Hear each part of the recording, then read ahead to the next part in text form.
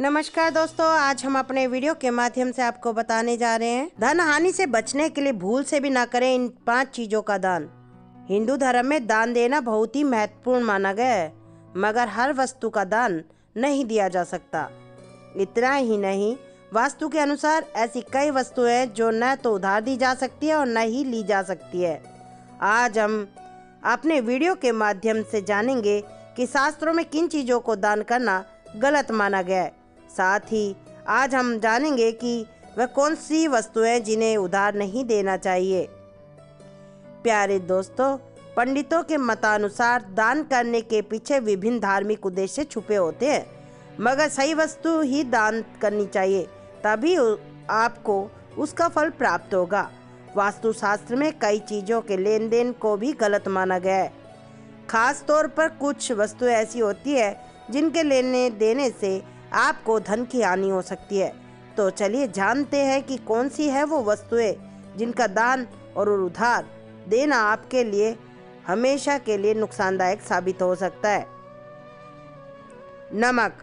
पड़ोसियों में खाने पीने की चीज़ों को लेन देन तो चलता ही रहता है। कभी तेल तो कभी चीनी के खत्म होने पर इसे पड़ोसी से उधार मांगने की परंपरा पुरानी हो चुकी है, मगर पंडितों के मतानुसार कभी नमक उधार नहीं मांगना चाहिए और ना ही इसे दान करना चाहिए। पंडितों का कहना है कि नमक का दान लेने से चंद्रमा और शुक्र दोनों कमजोर हो जाते हैं। इसका सीधा असर आपकी आर्थिक स्थिति पर पड़ता है। पेन। अक्सर लोग जल्दबाजी में अपने पास पेन रखना भूल जाते हैं। जब उन्हें ज़रूरत पड़ती है तो वह दूसरों से पेन मांगते हैं। कई बार पेन मांगने के बाद लोग उसे वापस करना भूल जाते हैं, मगर वास्तुशास्त्र की माने तो यह गलत है। अगर आपने किसी से पेन लिया है या फिर दिया है तो उसे वापस दें और लें।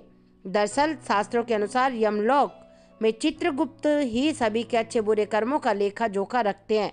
चित्रगुप्त के पास हर मनुष्य के कर्मों से जुड़ी एक किताब होती है और कलम होती है। वह उस किताब पर कलम से व्यक्ति के हर अच्छे बुरे कर्मों का हिसाब रखते हैं। इसलिए कलम को शास्त्रों में बहुत ही महत्वपूर्ण माना गया है। पंडित जी कहते हैं आपकी कलम आपके अच्छे बुरे कर्मों का हिसाब करती है।